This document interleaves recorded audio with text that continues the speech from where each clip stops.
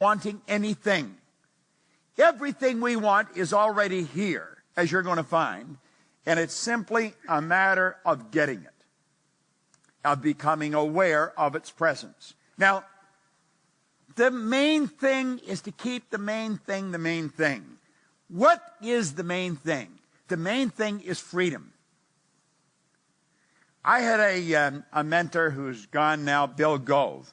He said, if I want to be free, I've got to be me.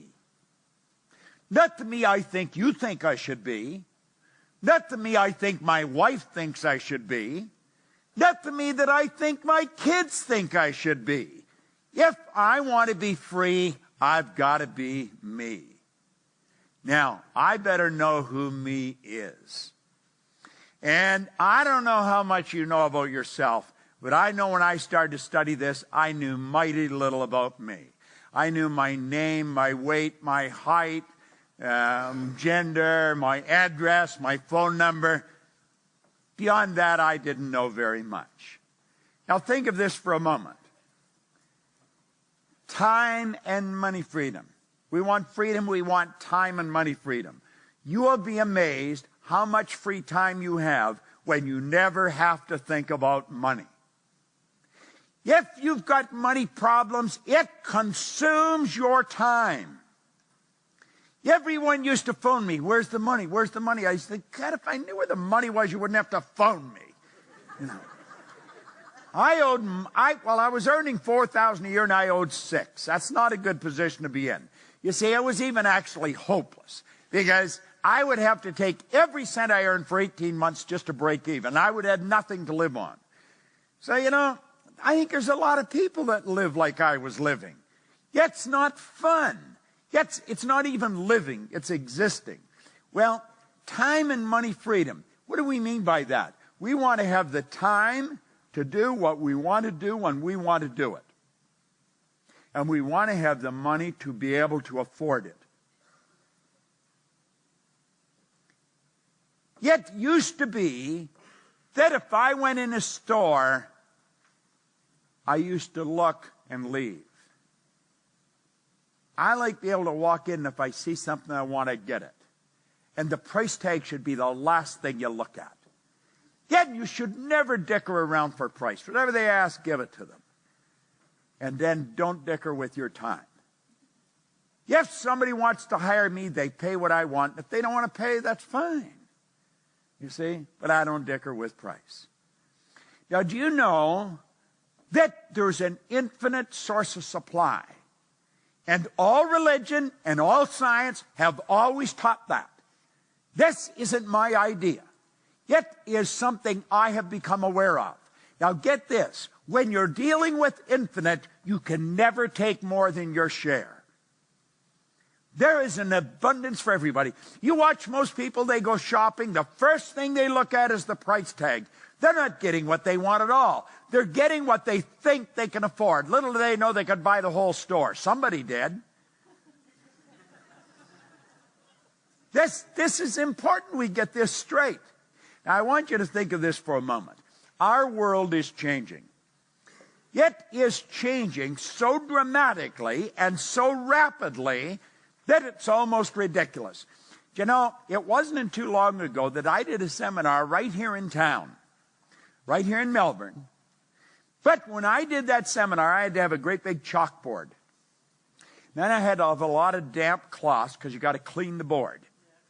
Yeah, you have to have dry cloths to dry it so you can keep working. You need lots of chalk. Today, I've got a little 3-pound computer.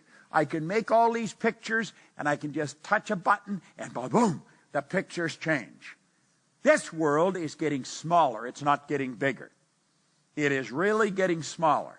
You know, we're only hours away from anywhere now. And you know that you can have business all over the world. I have business all over the world. Literally all over the world.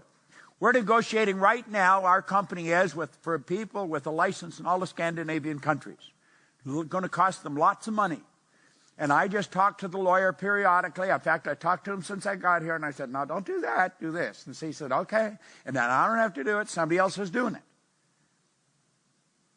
This is a little world we're a part of. Like I was saying last Thursday, I was working in Dublin. And this Thursday, I'm working in Melbourne. And been all over the place besides that. It wasn't too long ago that would have been a lifetime experience to do that. Now you can knock it off in a week, plus a whole lot of other things as well. This world is really getting smaller. The chip has changed our whole life. In 1970, that's before some of you were even here, I was on a program in Chicago with Eric Hoffer. Mark Twain one time said, if I had more time, I'd write you a shorter letter. He must have had a lot of time, Hoffer did, because he wrote a little book called The True Believer. That's a classic. But on this program in 1970, the Human Resource Congress, he said, in times of change, the learners will inherit the earth. I took that to be metaphoric for that you'll be happy, healthy, and prosperous. Yet in times of change. Now, you see, things were really changing in 1970, but by comparison, they weren't even warming up. Look at the speed we're moving at today. In times of change, the learners will inherit the earth, while the learned find themselves beautifully equipped to deal with a world that no longer exists. See, school leaves us with the idea that there's such a thing as a learned person or an educated. Do you know there's no such thing as an educated person? That's a misnomer. I don't know who thought of it, but it isn't so. Education, the word comes from the Latin educo, meaning to educe, to develop, or to draw out from within.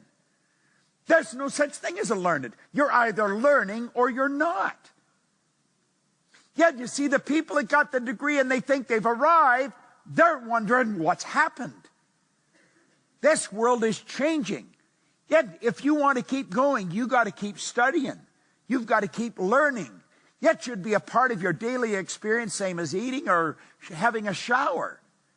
Yet it's got to be something we're doing all the time. If we will, we'll inherit the earth. We'll be happy, healthy, and prosperous. Like I said, I'm going to be 73. I got more energy than most people, 23. I earn all kinds of money. I have all kinds of fun. I've got a lot of wonderful friends all over the world. But that is because I just keep studying. Yet if you stop studying, it goes away. It's that simple. There's nothing complicated about this. This is not rocket science. It really isn't. This chip has changed our whole world. Yet it's changed it like night and day. Now, I know there has to be at least one or two of you in the room that has never studied what we're going to be talking about. You want to thank God that you're here. See, I happen to believe you're always in the right place for the right reason at the right time. This is the most powerful stuff that you're ever going to lay your hands on. It's like I said, I've got license to brag about it because none of it's mine.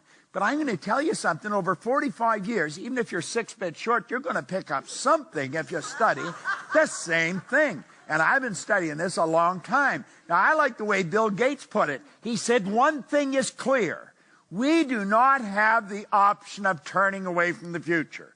No one gets to vote on whether technology is going to change our lives. This isn't a democratic concept. This is the deal. And you're either a part of it or you're not. You see, this deal is strictly between you and yourself. No one else is involved. I was talking to a man out at the front, and he was talking about this, and he was explaining how there's a problem in his family. And I said, listen, that's not your problem. I said, your problem is with you. I said, Pogo said, we have seen the enemy, and they are us. That's the deal. It's never anybody else.